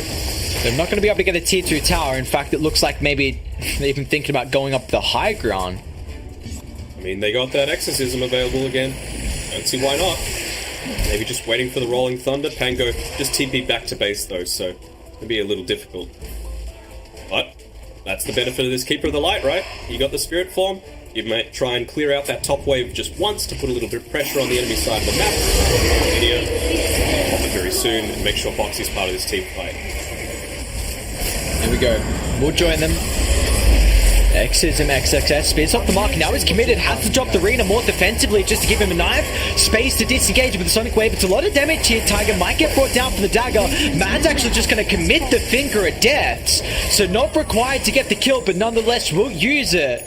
But Liquid, they forced Aster to commit a lot of abilities here just for the task. And if a further fight breaks out, he can rejoin them potentially if Insania wants to. Spear push back once again. It finds Quaver. That's a great target. Quaver's going to get bursted down. And now it's time to retreat away. Where's the extra catch though? Insania, he Mickey. really late. If they back off closer to the T1 tower, they can definitely rejoin here. Nicely done. Boxy with the chain lockdown. White Albin just able to get away. Looks like Lennon, though, sacrificing his life. Take me instead. And that they will. As Liquid are able to get that high ground set of barracks here. Melee brought down. Range is the only one standing at the mid side. It could have been a lot more, though. If Boxy was there that entire time, I mean, he'd used the spirit form. He just didn't opt to call anyone down. Didn't see it. Is he going to pick up a free ring of Aquila here, Tiger? They might get a kill on. Now Shard stops the blink. And now XXS. It's got a BKB TB. Is he worried about Warrior's Punch? Yes, that he is. It's still up for Tiger. So XXS, unfortunately, with the BKB, gonna do naught. I mean, Mad's coming over. White Album's coming over as well. Boxy still has Swashbuckles. Going to be able to find him here, but Radiant still. Mad's evolved Match Quick Snowball. Stops any attempt, and I'm mad. That's just it. Another unrelentless feed that was not required there. He looks pretty mad to me. Yeah, I'm pretty sure that Ring of Aquila is theirs. It's now sitting in the Radiant base. Just no one picked it up, so... Pretty value, honestly, when you've got a Terrorblade on your lineup, just to have that for his illusions. Yeah, he'll love that. Aegis eventually expiring, but Mickey's already a beast. He's finished up his Lotus Orb to prevent a lot of the damage coming through, a lot of those stun, lockdown potentials for himself. Even the Sunder, right? Like, he's going to be sitting on the front lines and not be caring quite as much about what this Terrorblade could potentially do. Mickey's just going to have so much health to work with. Hoifer's got a BKB as well, 10-second charge. We did just see Monet pick up his own BKB, but it just feels like the Terrorblade is all they've got right now for Aster, unless they get a big combo of abilities. We'll see if they can. XXS gets through the silence with the BKB. Arena's going to get dropped. Monet's pushing on forward. Got to be careful, though, how aggressive they get. So BKB is forced out from either team, but a lot of abilities as well. Exorcism, Arena, along with Metamorphosis. Picking out the ringer that's actually just dropped to the base. I think maybe it was a little bit of a miscommunication there from Liquid. They're waiting for 10 seconds until Insania was there with his spirit form, so you didn't have the benefit of the blinding light this early on for at least the TB illusions to stop them from pumping in damage onto the bristleback. So they were just feeling a little bit awkward about taking that fight. It means no exorcism. To be fair though, Metamorphosis, same sort of cooldown, so you're not going to be losing all that much on the map for that little blunder. Still though, it just leaves this window where potentially you could have taken another lane of racks, where it's just going to be a neutral trade-off. Well, Mickey actually did go back for the Eternal Shroud now. So that one's coming out on the core for him. He's also level 18. So a big spike for him with the ultimate now maxed out. And they just want all these outer towers, slowly getting rid of the map control that they are. And they can get set up for the second Roshan. Going to be standing on, whenever they're sieging, I feel like he's going to be on the opposite side of the tower, closer towards the base, and just looking away towards his team. You've already got Insania, who's got the 4-star, and he just wants their back to be facing in. Behind Boxy, it's an exchange for a tier 2 tower, so not the worst. No outer towers remain now for Aster. Okay, he doesn't walk up, actually. No Boxy, no worries. Dire's top tower is under attack. See how long they want to stick around here for Team Liquid. They do see that there's a double damage rune currently sitting at the bottom room. It as well. He's able to get out just in. Insania's split. He's fast. He uses the spirit form. He's ready to call someone in if they need to.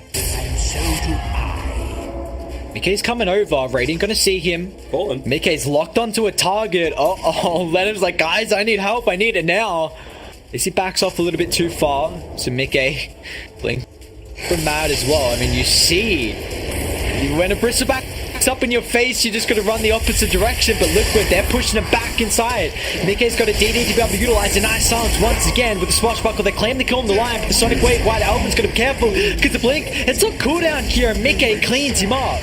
A double kill for the bristleback. They want to reset their XXS, jumping in the speed. It's going to face forward now. They're going to be careful because Monet, their Terror Blade, finally available to dish out the damage. Mickey will fall. Liquid though, what do they want to do here? They can't do anything with that Retreat. Bristleback. He is the frontliner. They've pumped so much effort into making sure he's farmed up. Metamorphosis is going to wear out. It was a BKB charge used. Again, not the worst outcome for them, considering they were able to get the initial pick off there onto the Queen of Pain. Just like a few seconds away from each other. Not able to immediately join and get the full burst onto the Mars, which meant that you could get the Arena of Blood off. And then suddenly, once you've got a bit more of that map control, Monet is able to put in the work. And, well, for his sake, you've got all of that spell lifesteal coming through from the Eternal Shroud. He's also looking to build into the Heart of Charask. And it's going to be really effective with this Skadi that's being built up here by Monet. Yeah, they definitely do have capabilities to bring down the Bristle if the Mars gets that spear. Because if you find the connection, it turns you the opposite direction, so you will be facing the enemy team. So Mars has always been a nice little counter in that regard, similar to the Legion Commander, because facing in the duel. So always have to keep your eye on that if XXS gets the spear connection. And if Terrorblade's nearby, then they will really do an immense amount of damage here, and especially like you said with the Skadi getting picked up, you know, we saw this yesterday be a big factor against a lot of the lineups with high HP regen and healing factors. He's a little far forward. He's got the boys behind him, not quite yet level 20 yet. What he might opt to go. Will he go for the cool stack damage, which is essentially as good as the 20 HP regen when he's got this Eternal Shroud already? Dire's bottom tower is under also attack. the Sanjin Yasha just going to buff that up even further.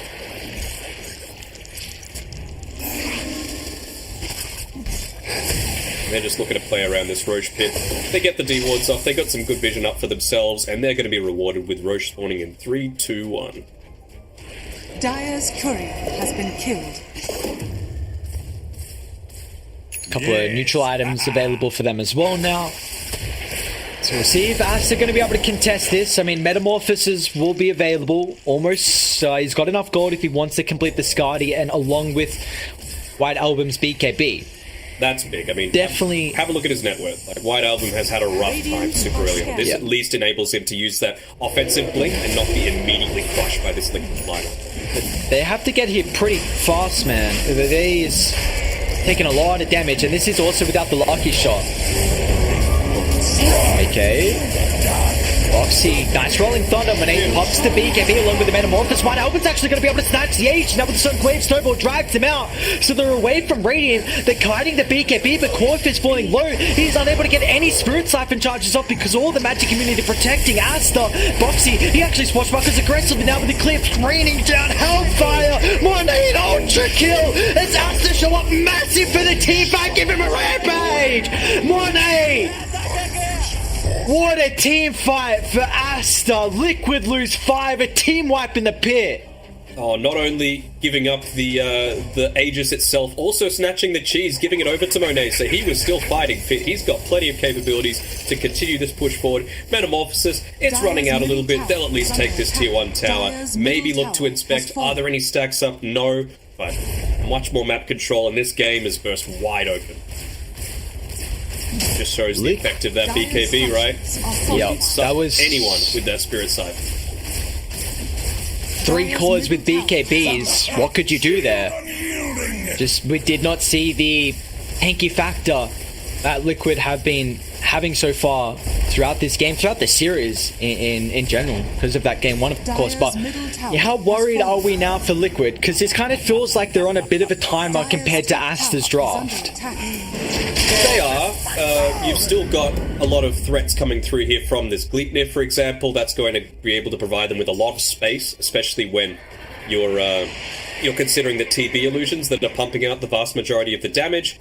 I think similar to how I think it was Quincy yesterday were playing, it's just about baiting out this BKB. If you can do that and get away with your fast heroes, with your force staffs, with your swashbuckle, snowball, ice shards, that's the way that they're going to win this game. Bait out the BKBs, then take the fight. Coin of the realm. A lot of momentum now for Team Aster here. Ages on White Album.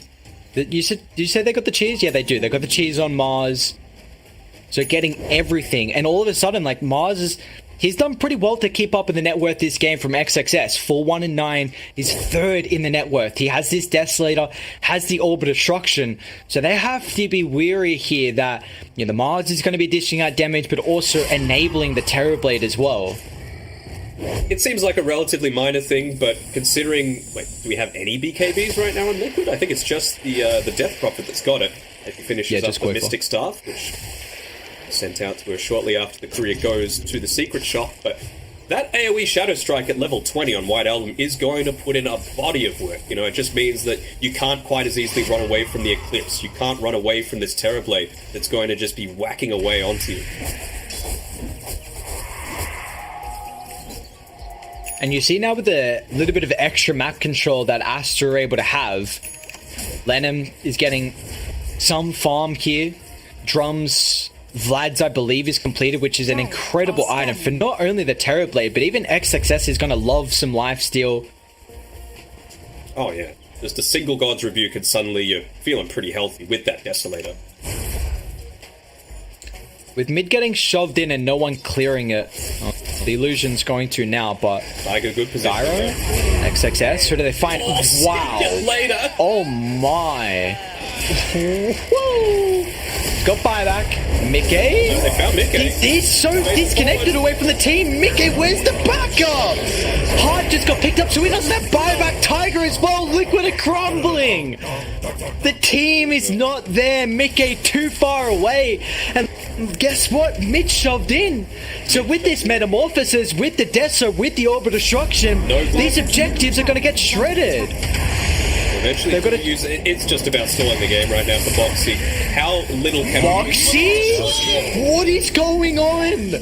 The damage is through the roof on Aster. They are online, pushing back Liquid. Look at this, a single right click from the Terrorblade just took off half of Insania's HP. That is insane. Whoa! XXS! That's it! Aster! One Roosh fight! Brought them back in this game. They're all down on Liquid. Tiger's alive, but they have to call it. What a game from Aster. The rampage from an 8 in the pit. White Album stealing the Ages. Set them up. And they take one more fight afterwards. And all that net worth back in their favor, just demolished Liquid. Man, that win probability graph just looks like what GameStop is going to be today. It just went through the roof, to the moon, towards the top side for Aster. And, I mean, they punished a few arrogant plays, you have to feel, like were coming out from Liquid, right? You don't have the full team connected with you. You pop your Exorcism, not in coordination with the Pangolier. And honestly, I think it was just going back to that mid push, right? You don't have Pango alongside you. You don't get a couple of extra kills. They didn't have buybacks at the time, and they could have used that to transition into some of these secondary lanes of racks when I think they only had the BKB on the Terrorblade at the time. And once those are available, Koikfer is suddenly food. You're feeling a lot less invulnerable, and Aster took advantage.